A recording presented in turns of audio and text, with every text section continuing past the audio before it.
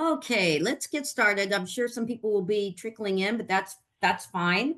I'm Dr. Linda Erkely, and I'm the interim director of the Longevity Center. And I'd like to introduce Olivia Ballesteros and Didiana Hueso, who are our coordinators of the center. And we're here today to talk about the benefits of lifelong learning and our Longevity Center programs. And we'll be walking you through some important information about signing up for our programs as well. So welcome everyone. Um, the Longevity Center is a nonprofit organization within the Semel Institute at UCLA. And our motto is living better, longer lives. And so our programs are dedicated to our motto, which is, again, to provide educational experiences and lifelong learning to promote wellness and living better and longer. So Didi is our Longevity Center administrator, and Olivia Ballesteros is as well, and I'm the current interim director. So let's start out with why lifelong learning and how does the Longevity Center promote this, and how does what we do relate to living better longer. Let's talk about cognitive change over the lifespan, because most of the folks that follow us at the Longevity Center have want to learn about how they can really preserve their cognitive functioning throughout the lifespan.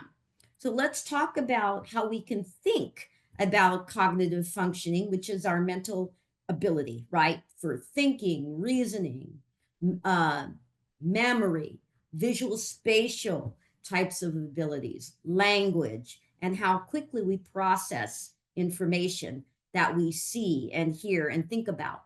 So you can think of cognition in falling into two buckets. And the first is crystallized or old knowledge, and the second one is fluid or new knowledge. So crystallized knowledge is just like a crystal. It's like long lasting, very durable. And this includes the kind of information that we learn through our educational experiences, through our social lives, our occupations, our culture, and what we accumulate in life, not necessarily through formal education, but including formal education. And our crystallized knowledge really gets better as we get older until quite later in life. And then it starts to maybe decline just a little bit. Now, our fluid knowledge is really about memory, speed of processing, and reasoning. And this is something that is much more vulnerable to the effects of aging, right? So things like remembering what somebody told you, how quickly you can process or figure something out, mental calculations, making decisions and figuring out and solving problems. And so this is what we call fluid knowledge. Now, this is what starts to decline actually kind of early. Our speed of mental processing starts to change around 30 in our late 20s. We start to slow down in our thinking, and then other types of mental abilities like memory follow later on. One thing that's important, though, in aging is that there is so much variability in how people age. What we call these individual differences, but our differences vary depending on your health or your health status, your genetics, and your lifestyle. And so, what your neighbors' mental abilities are and how quickly they decline is not going to be the same as what happens to you.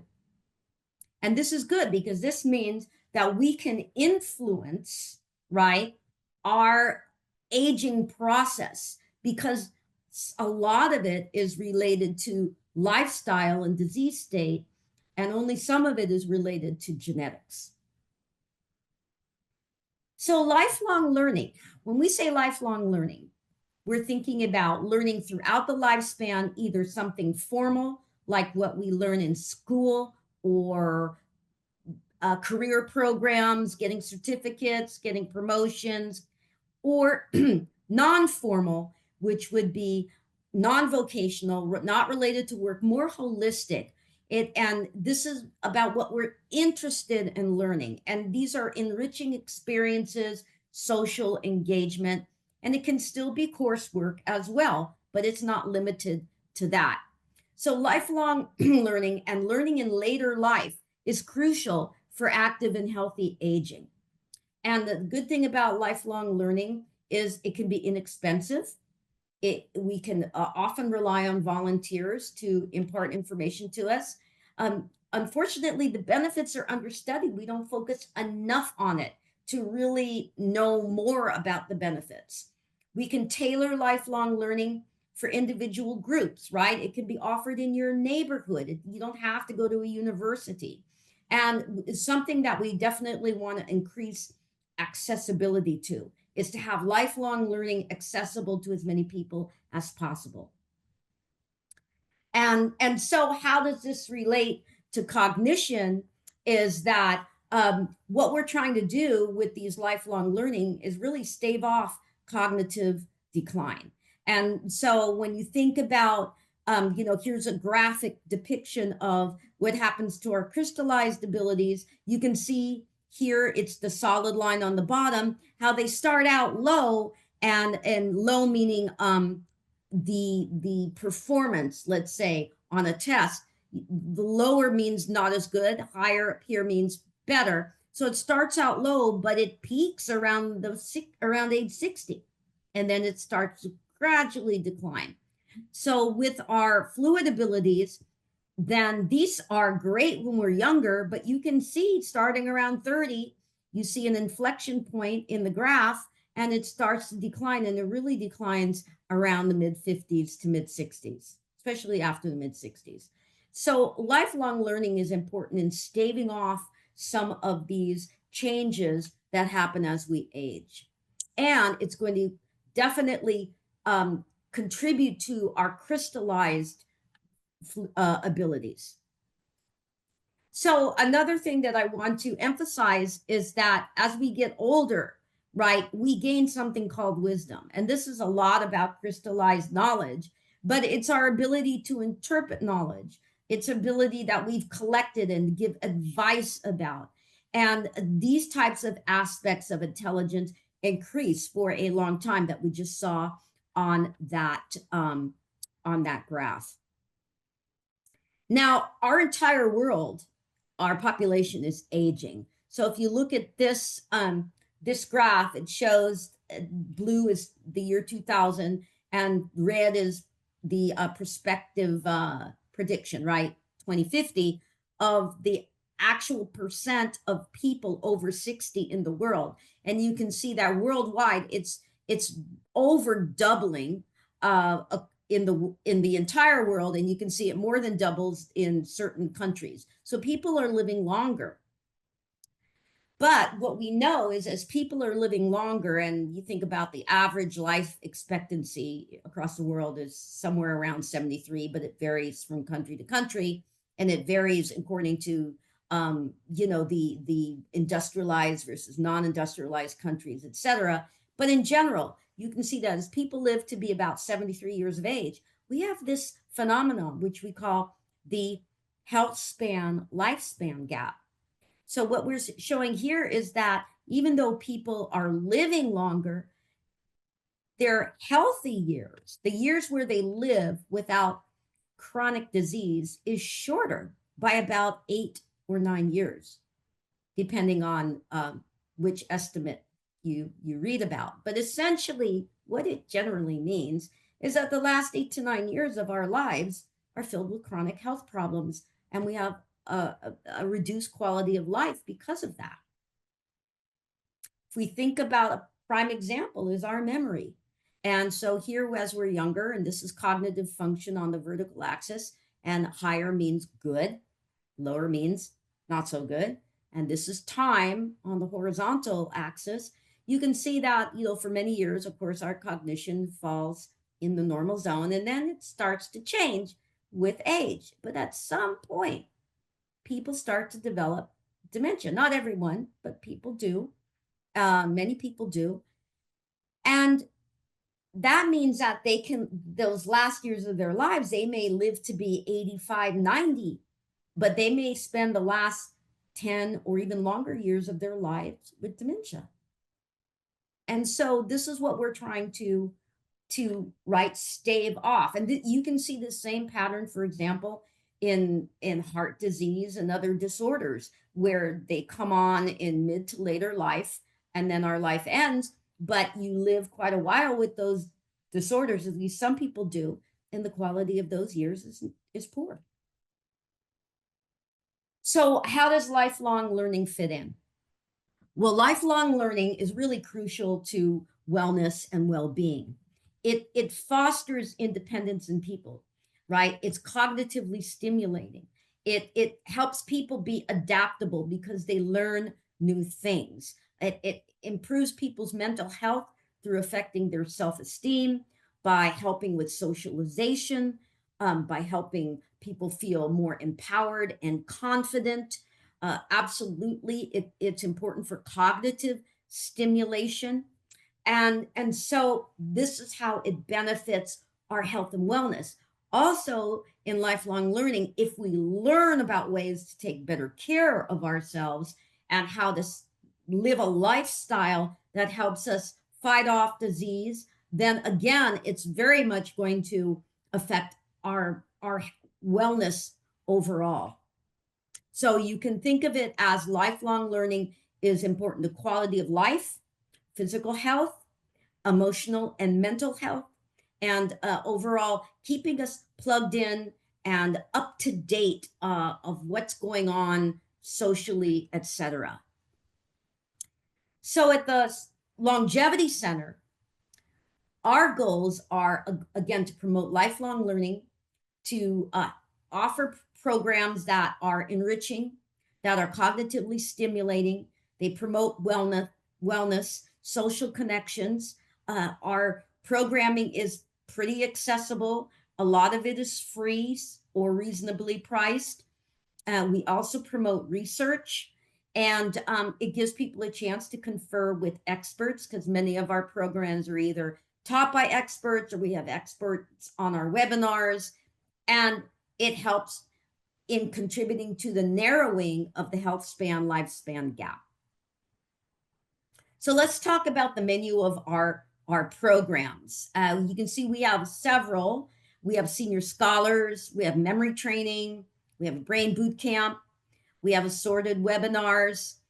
We'll tell you about research that's going on in the Department of Psychiatry at UCLA. And then we provide email blasts and occasionally a newsletter to keep people updated. So let's talk about our memory training. Now, memory training is a course that we offer that is for 2-hour sessions. And we teach people techniques like how to form associations and use visual imagery to promote learning. And we talk about practical aids as well. And these are all empirically supported techniques, meaning that research has shown that they really help adults compensate for mild age-related memory problems. Now, also speed training and reasoning training are also part of effective techniques, but we don't teach those as much in our program. Now, mental stimulation is important for activating brain circuits.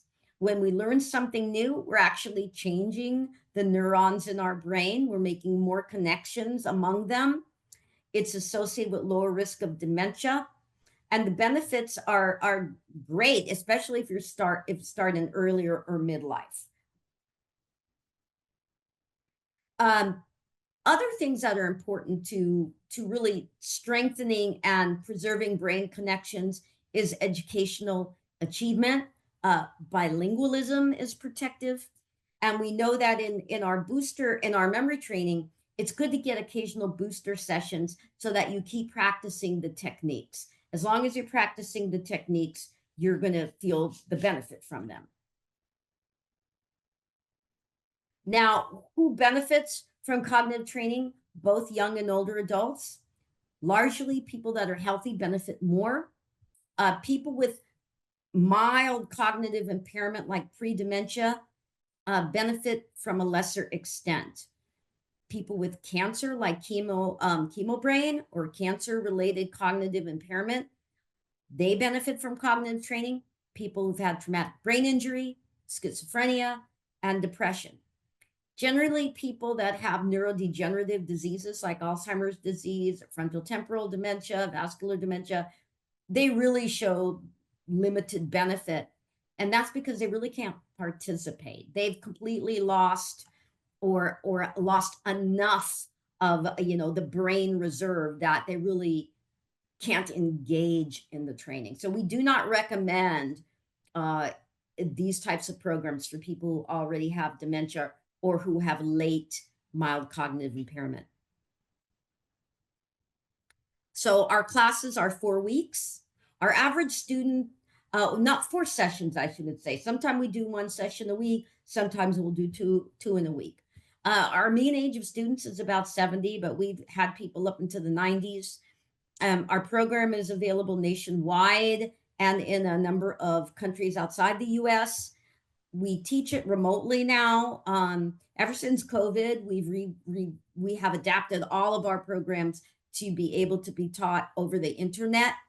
And we've licensed our programs to organizations so that they can go out and teach the program to their community. Our webinars, moving into that, they're free and they're available live and then later on demand. We've had a range of topics. They happen about once a month, sometimes a little more in between. But our most recent ones have been about when to seek help for memory concerns and what's involved in that and what's involved in the cognitive evaluation. We just had 2 cutting edge subjects discussed in webinars, including magnets and emerging treatments for cognitive disorders using transcranial magnetic stimulation. And we just had a recent one also on the use of artificial intelligence in healthcare. So our next webinar is this month, August 27th, on how to start a new exercise routine, tips from a physical therapist. So that will be Dr. Claire Singh. And we're teaming up with a health and wellness platform called Age Bold. That is actually part of our Health Advantage, Medicare Advantage system at UCLA to put this webinar on. Another program that we have is called Brain Bootcamp, or what we call our Pillars of Health program, where we talk about the 6 pillars of lifestyle medicine. And this is essentially how to mold your life to reduce your risk of chronic illness and cognitive decline. And we really focus on the cognitive decline here, but this is about narrowing the health span, lifespan gap. And so this is a 3-session course that we talk about stress reduction and nutrition and sleep and things that you can change in your life and influence in your life to promote better health. Just wanted to say that we have upcoming classes that are going to be for memory training in October, but we're going to announce these on our website. So that's just around the corner. And we will be having brain boot camps this fall as well. We're having one in September and another one in October. And so this is all good on our website so that you can sign up. And we have, last but not least, our Senior Scholars Program, which right now people are signing up for the fall. But this is a program where community adults attend UCLA undergraduate courses, either online or in person. It depends on how the course is offered. We register you for those classes, the Longevity Center. So you don't go through UCLA, you go through the Longevity Center.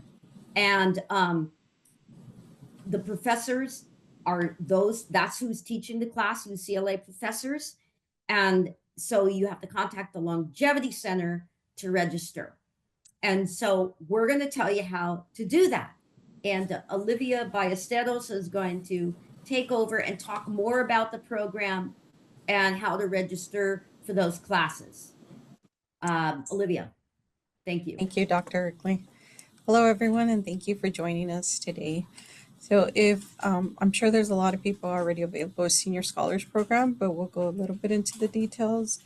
You can always give us a call or send us an email and we can help register you, but you can also do it online yourself. There is actually fall registrations are open now. Our registrations for the winter quarter will be open early in November, first week in November normally, and those go on for about 3 weeks. So currently the last sign up date for the fall is August 25th. We normally extend it a day or two just to give people a little bit of additional time. And then at that point, we reach out to professors to see if your courses have been approved. So the privilege of auditing the class isn't up to us, it's up to the professors. So we reach out to every single professor which you might request a course from and get permission for that quarter. We do offer, we call it 5 quarters a year. So there's your traditional spring, fall, we've got a winter one, and then we have 2 summer sessions. So this is an opportunity for you to audit courses without homework, no tests, no grades. You are allowed to sit in the classroom if it's in person and audit the course. And if these are online, you are granted online access through our Brew and Learn as an auditor as well. So let's see. Next slide. So there are instructions on our website on how to create a UCLA logon ID.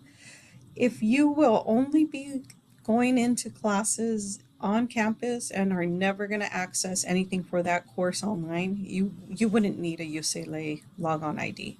But if you want to be able to review any lessons that a professor might have on the website, you do need a username. And so if you're accessing any course online, you need this. So we suggest you do this before. There is a section in the application where it asks for your UCLA logon ID. If you created one, you can't remember it, or you just need some assistance, we can provide you the details to reach out to our IT team. So that would be the first step. Next would be for you to find a class, and we send out catalogs every quarter.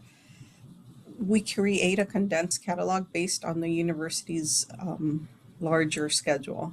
So you can take classes that are not on our catalog as long as they're undergrad courses and are not a seminar. And then you would submit your application online. You can do that on our website.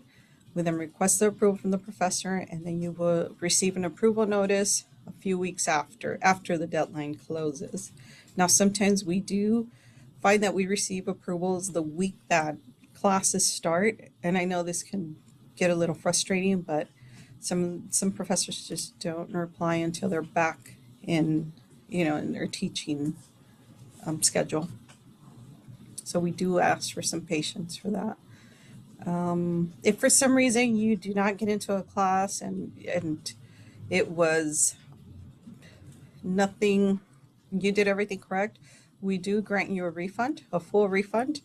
But if you begin to take a class and for whatever reason, you find you didn't like that, there is a $25 no refund. You won't get back $25 of that. So let's see, next slide. Yeah, Olivia, can I ask you a question? Just want to clarify something.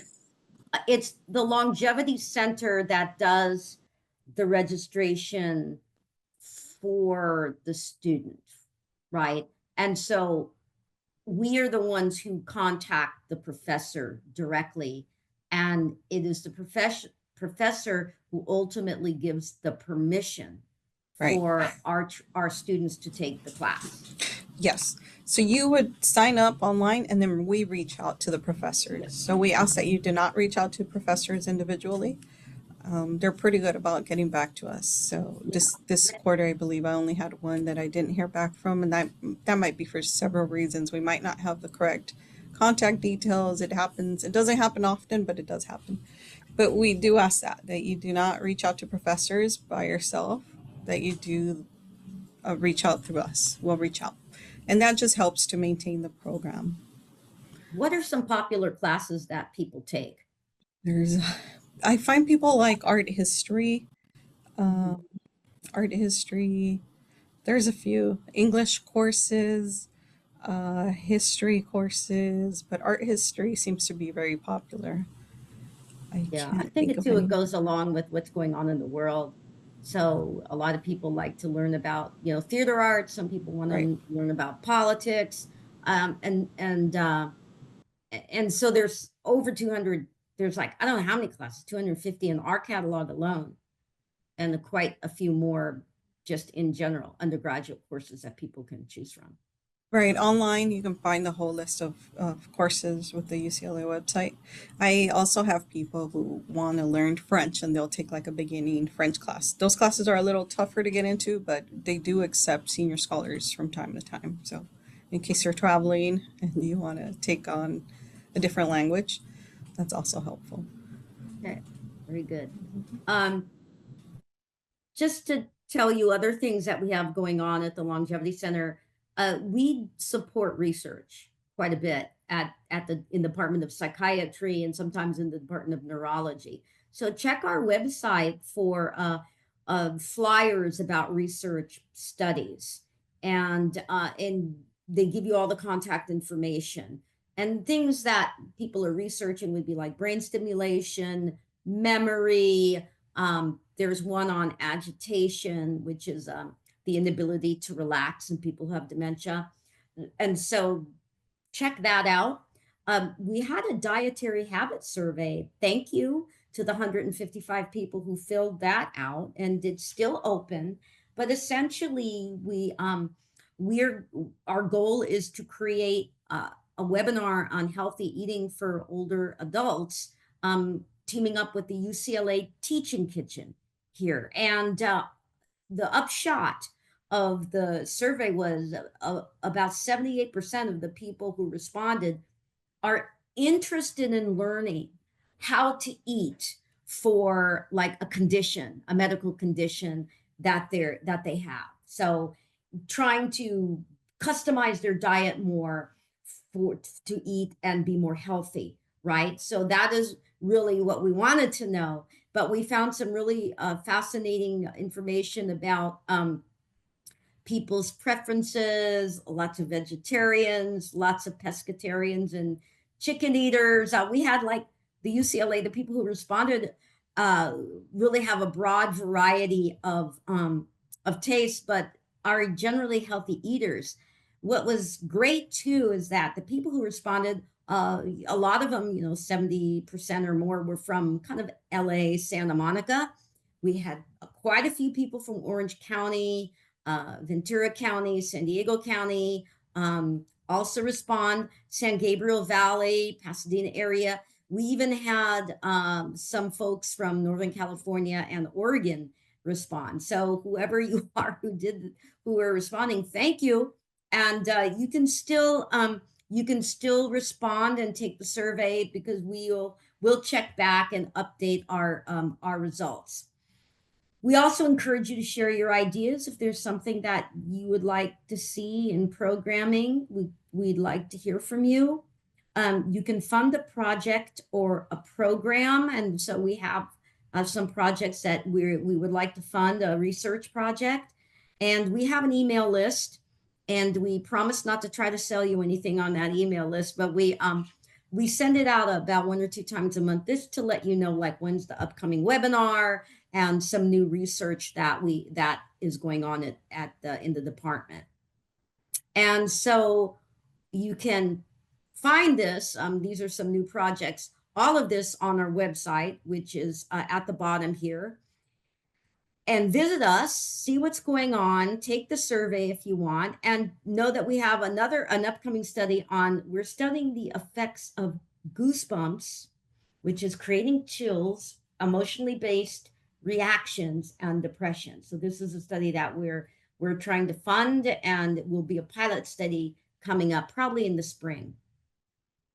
Okay, I'm going to turn this back over to Olivia or Didiana about any other details, and we can also encourage people to write any questions that you have in the Q&A section, and try to answer those questions.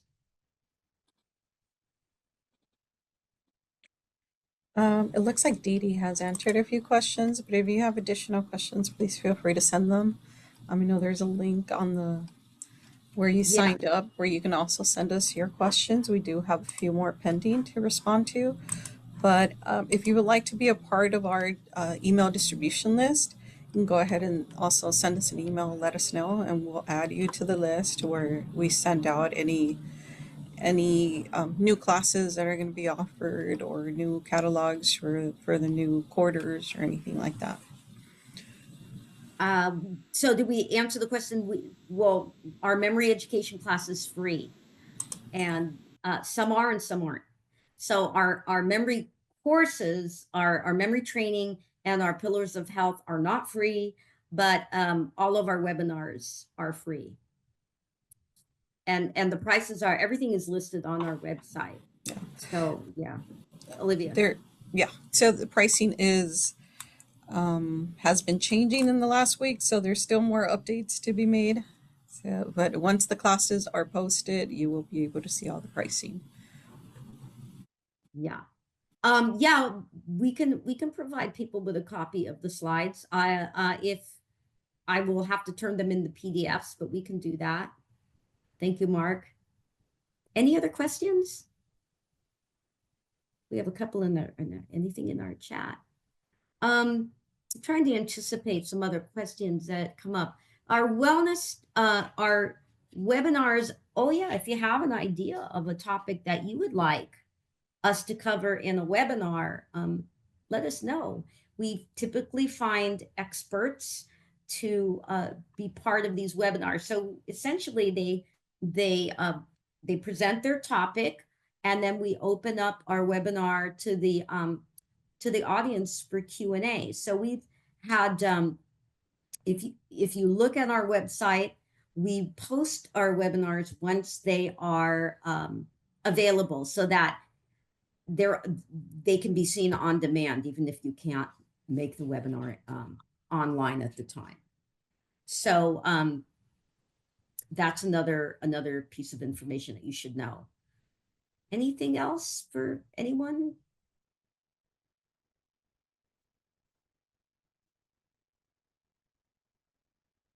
Okay, well, oh, we have another Q&A here. Okay, so Larry, you said, I've registered for several classes that were full. Several weeks later, many students dropped out. Can a senior scholar re-enroll at that point? That's a That great is hard to say. We would have to reach out to the instructor, and I do remember this quarter.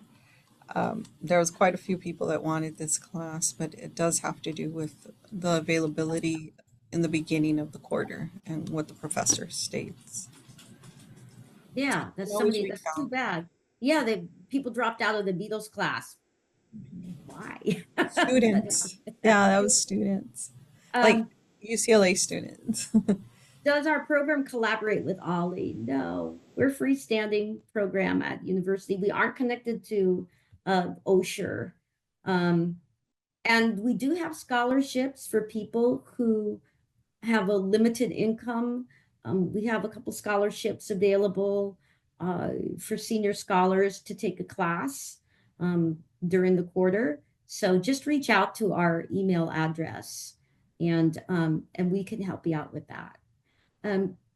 Did we put our email address up there in the chat? No, but we can add that. Okay. Okay. So Rita, if you want to get in touch with me, just email, do it. Yeah, we're gonna put in the chat our email and just chat to that. Just email me through that address and I'll get it. Do senior scholars have full access to class materials outside of lectures? Are they on class communication threads or an e-textbook library? Good question. I think, what is the answer to that one, Olivia or Didi?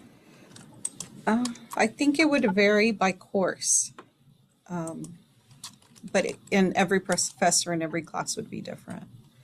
But typically, yes, everything that the professor has put out, they'll have access to. I believe I've just heard, no, I believe they have access to everything. Okay. They just All don't right. have access to turn in assignments or test. Right. You don't have to take any of the tests. And so if people don't know what an audit is, it's you sit in on the class and you can do all of the exercises, you know, do everything, but you really don't have to do any of it. If you just want to go and listen to the lecture, that's all you have to do. Generally, the professors aren't necessarily going to be correcting your assignments or reading papers if you're not registered through the university. So auditing means you just can come in and but you can still participate. There are some ground rules about being in class, like, you know, first of all, go up and introduce yourself to the professor after the first class. Let he or she know that you're or him or her know that you're a senior scholar. That's always a good thing to do. And also just kind of, you know, feel out the situation in the room. If we usually don't want senior scholars to like dominate, you know, the question asking and things like that, but always kind of take the temperature of the room and the professor. Some professors are like really welcoming and others are a little more reserved about participation of people who audit the class. Okay. And you asked, can I elaborate on the differences in the programs? Sure. The difference between memory training and brain boot camp. So memory training, we have a four session class, 2 hours each, where we teach people what we call mnemonic techniques that use mental kind of like tricks and abilities to remember to-do lists, people's names, remembering to do something in the future, remembering that you did something in the past. We have tips on word finding or the tip of the tongue experience. How do you remember words that you can't think of in the moment? And so we go through all of that in the 4 weeks. We also do um, practical tips, like, do you have to remember everything in your head? No, but we'll give you more lifestyle organizational strategies for that. So the brain boot camp is we talk strictly about the pillars of health, sleep hygiene, uh, important information about healthy diet, um, exercise. We teach some stress reduction habits, and we do some goal setting, and we have discussions about ways that you can change your daily life to start some new habits that are healthier. So those are the main differences. Abigail, I'm a former longevity scholar. I now have to use Duo and having trouble with it. Who can I contact to get help? That's a good question. We can research that. We all Yeah. have to use Duo. I know it's for Yeah. pain. Um, but why don't you reach out to us, Abigail, on the email so we can find that out and get back to you. And then Lawrence, are there campus parking procedures? Another good question. I would say passes, right? You could get passes. So there's a couple things. First of all, you can park in Westwood in lots, which are a little cheaper, right, than parking at UCLA. The other would be to buy a permit. You can buy permits, And do you know how that works? You can buy a day permit. It's all online now. There's no more going to the parking kiosk. Everything is done online with your license plate. So, Olivia, do you know, or Dee Dee know more details about that? I can research that as well. I think the Yeah. parking situation has changed so much.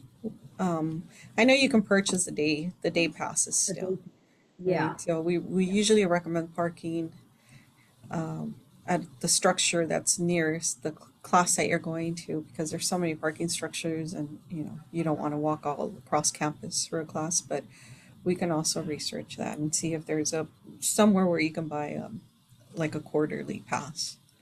Yeah, I think there is actually, There but has to be yeah, some. there has to be. Lawrence, again, if you want to email that question to us so we can answer you directly. It's also, we really recommend that people look at a campus map once you know where your class is being offered. Um, and that way you can get a sense of where you should be parking. So they have a really nice interactive campus map, and we have that on the website.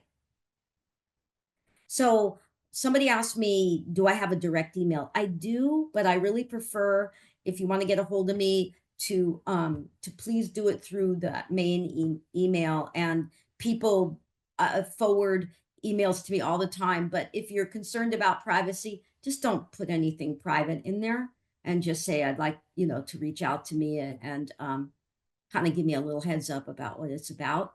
But you don't have to don't reveal anything personal in the emails. Anything else? No more open questions. Okay. That's great. So it's 1:45, and we don't want to keep anybody here any longer than they want to be or need to be. So if there are no more questions, I want to thank everybody for being here today. Again, lots of answers are on our website, but we're here for you too. Lawrence. Okay, library use. Yes. Yes, you can use the libraries here. I don't know about a card or a pass, but I think they're open to just about everybody, right? Yes, you as a senior scholar, you can get a library card for that quarter. So what we do is we sent out a list of our senior scholars to the librarian, and they have that list if you walk in there. Yeah. I'm not sure what they give you, but they have a list and they do accommodate senior scholars. Abigail, I took an ethnomusicology class. Are there going to be those kinds of classes in the music department? I don't know if we even get a preview of that. It's do I don't think we know in advance, right? I've never heard of us knowing in advance. It's sort of like we find out when you find out what's in the catalog. Right, on the You could schedule. call them though, Abigail. You could call the department and ask them. They would know before it's published. Yeah, they would know before it's published. So that's a something to do. Okay. Well, thank you, everyone. Thank you for taking time out of your day. We look forward to seeing you either in our webinars or in our classes or as a senior scholar. And we're here. If you have any more questions, just email us. And thank you, everybody. Have a great rest of your week. And thank you, Olivia, Dee Dee, and Ernie and AV. Appreciate it. Thank you, everyone. Okay. All right. Bye, Bye. everybody.